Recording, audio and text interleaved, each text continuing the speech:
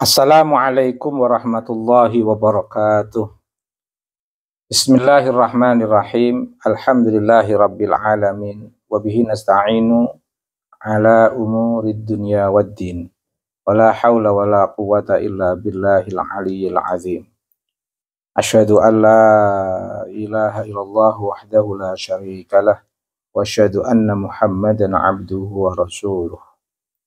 Allahumma salli ala Sayyidina Muhammadin abdika wa nabika wa rasulika nabil ummi wa ala alihi wa sahbihi wa sallim taslima biqadri azamati dzatika fi kulli waqtin wa hinin. Raditu billahi rabba wa bil islami dina wa bi Muhammadin nabiyya wa rasula. Rabbi zidni ilma warzuqni fahma wa wasi' fi rizqi wa barik li fi ma razaqtani waj'alni mahbuban fi qulubi ibadika waj'alni wajihan fid dunya wal akhirah wa minal muqarrabin ya katsiran nawal wa ya hasanal fi'al wa ya qa'iman bila zawal wa ya mubdi'an bila misal falakal hamdu wal minnatu wasyarafu ala kulli hal. Amin ya rabbal alamin, amma ba'd. Setelah bersyukur bersamaan dengan salawat salam teruntuk kekasih kita Habibil Mahbub Syafil Ilal Mufarijil Kurub, yaitu Nabi Muhammad sallallahu alaihi wasallam. Dalam kesempatan ini saya ingin merespon, sebenarnya lama sekali saya ingin merespon ini, yaitu beberapa komunitas yang mengangkat Ustadz Manahim Ali dalam pandangannya itu sangat negatif terhadap Ustadz Manahim Ali, bahkan menuduh Ustadz Manahim Ali itu sebagai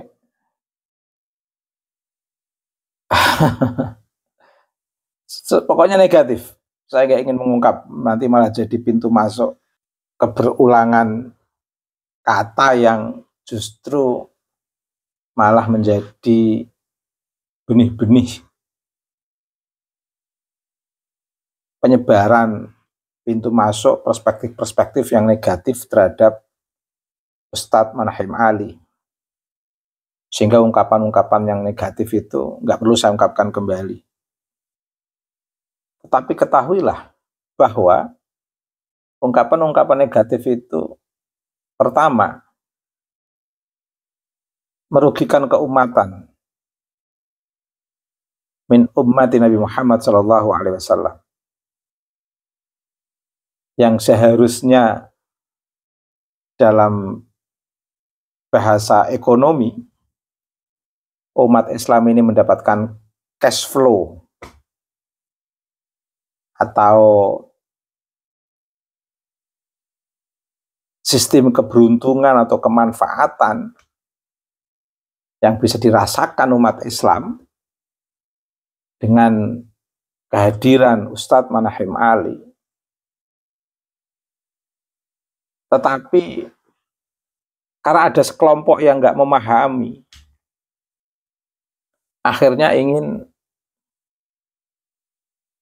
menafikan, bahasa softnya, atau agak sedikit keras, mengeluarkan Ustadz Manahim Ali dari bagian keumatan min ummati Nabi Muhammad sallallahu alaihi wasallam. Wah, ini salah besar. Mengapa? Karena kehadiran Ustadz Manahim Ali di tengah-tengah kita dalam diskursus keislaman, keberagamaan yang cenderung menguatkan basis pergerakan umat Islam, itu tidak hanya menambah hitungan keumatan, jumlah keumatan, tapi juga menguatkan pemikiran Islam, pemikiran tentang keislaman, keberagamaan, bahkan keindonesiaan. Selain itu, ada banyak riset-riset beliau, baik yang disampaikan secara langsung dalam konteks pemaparan podcast-podcast beliau, maupun yang sudah ditulis dalam bentuk paper yang luar biasa. Itu pun komunitas yang menafikan tadi kalau mau baca. Kalau nggak mau baca ya bisanya hanya nyinyir, menafikan, mengeluarkan orang-orang yang bermanfaat dalam menguatkan pemikiran dan temuan-temuannya untuk keberlangsungan syiar-syiar Allah di muka bumi ini. Ternyata setelah saya perhatikan, orang-orang yang menafikan Ustadz Manahem Ali itu adalah kelompok-kelompok yang memang berada dalam komunitas yang sudah diglorifikasi untuk kelompoknya sendiri. Terdoktrin hanya untuk menguatkan kelompok yang sekarang ini masuk dalam kartu merah dalam diskursus keislaman, karena di beberapa ceramah-ceramah bocil-bocilnya itu hanya mengunggulkan kelompoknya saja, menafikan ulama-ulama yang lain, hanya mengunggulkan leluhurnya saja. Nah, kelompok ini secara individu yang kita kenal, secara oknum yang kita sebut dengan istilah Habib. Selain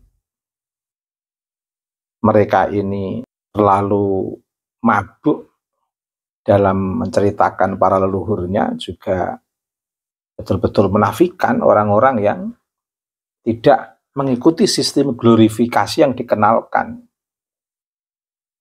kepada jamaahnya, sehingga yang tidak ikut mengglorifikasi leluhurnya, tidak berada dalam barisannya, seolah-olah mereka itu masuk dalam kelas yang di bawah kelas dia, baik dalam konteks nilai kemanusiaan, sesama harkat martabat umat manusia. Mereka itu sudah tidak mengindahkan masukkan orang lain di bawah kelas dia dalam konteks harkat kemanusiaan. Dalam konteks keilmuan, ya kelompok-kelompok mereka yang diunggul-unggulkan. Bahkan status ulama yang dipuji Allah, yang dipuji Nabi Muhammad sebagai warasatul anbiya pun kelasnya direndahkan, seolah di bawah jauh telapak kaki para habib. Ini kan problem kalau dibiarkan ini. Kalau nggak segera kita kritisi, kalau nggak segera kita kasih kartu merah, sehingga kelompok ini pun tidak segan-segannya yang beberapa yang beredar di sosial media untuk merendahkan Ustadz Manahem Ali yang menurut saya sangat kontributif dalam perkembangan pemikiran di bidang ilmu-ilmu keislaman, sangat kontributif dalam memperkenalkan pentingnya kajian filologi, dan sangat kontributif terhadap data-data eksternal terkait dengan hasanah aturos, hasanah ilmu-ilmu keislaman. Bahkan kontributif dari sumber-sumber eksternal terkait dengan Bani Jawi. Jujur saja, saya memahami masyarakat Jawa perspektif kajian filologi itu dari Ustadz Manahem Ali. Dan Ustadz Manahem Ali memiliki dua kelebihan yang luar biasa menurut saya. Selain kelebihan kekuatan hasanah at-turos yang beliau miliki, basis pemikiran beliau yang betul-betul didasarkan kepada sumber yang bisa dipertanggungjawabkan secara internal. Beliau memiliki kelebihan yang kedua, yaitu kemampuan beliau menghadirkan data-data eksternal terkait dengan data-data internal hasanah at-turos. Sehingga hampir yang beliau sampaikan, selain kajian data internal beliau sampaikan, beliau juga tidak meninggalkan data eksternal.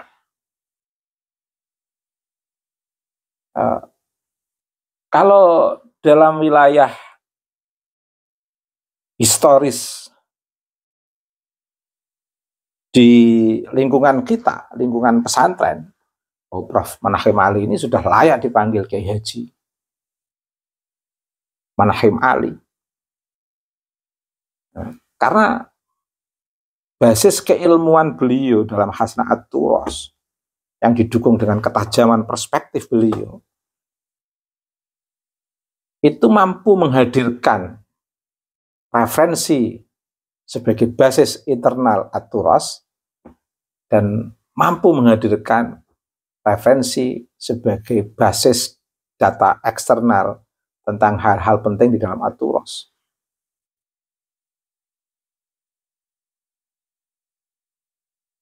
Menurut saya terlalu gegabah, terlalu lancang ketika ada yang mengatakan bahwa Ustadz Manahem Ali itu merusak Islam. Kalau orang berpikir sehat, tentu kelihatan orang yang melemahkan studi-studi ilmu keislaman atau orang yang melemahkan keberislaman yang berlangsung di lingkungan keumatan ini, itu akan kelihatan dari pandangan-pandangannya. Sehingga kita sebenarnya tidak kesulitan instrumen atau mengukur orang itu melemahkan keberagaman umat Islam, melemahkan hasanah at-turos umat Islam, atau merendahkan perkembangan pemikiran umat Islam, itu kelihatan bisa ada tolak ukurnya dari apa yang dia katakan, apa yang dia tulis, apa yang dia argumentasikan, itu kelihatan. Dan tidak ada indikasi Prof. Manahem Ali itu seperti yang digambarkan orang-orang yang terlalu mabuk dengan glorifikasi para dai-dai Habib yang tidak berpikir universal untuk keberagaman umat Islam, hanya berpikir untuk komunitas, istilah saya itu batiniah, para dai-dai dari kalangan Habib yang nampak di sosial media itu. Oh, ini berbahaya kalau dipertahankan pola berpikir seperti ini. Jangankan Ustadz Manahem Ali, kiai saja diidentifikasi dengan sebutan nama-nama hewan di kebun binatang. Ini kan kurang ajar. Dengan melemahkan status keulamaan, melemahkan status kiai dalam konteks tradisi pesantren, dengan dinisbahkan dengan nama-nama kebun binatang. Nauzubillah min dzalik.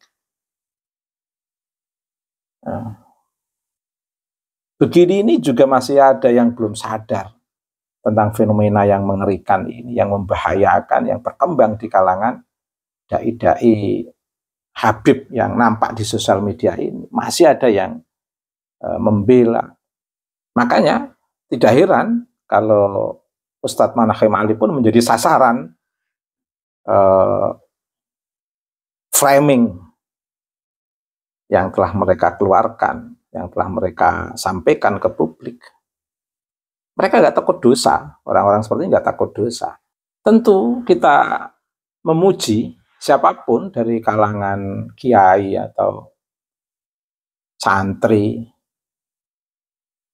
yang bisa menyampaikan kajian-kajian kitab kuning dari hasil bacaannya, dari hasil literatur yang mereka kaji secara komparatif, dari data internal dengan pandangan tokoh-tokoh secara internal, keilmuan, ilmu-ilmu keislaman.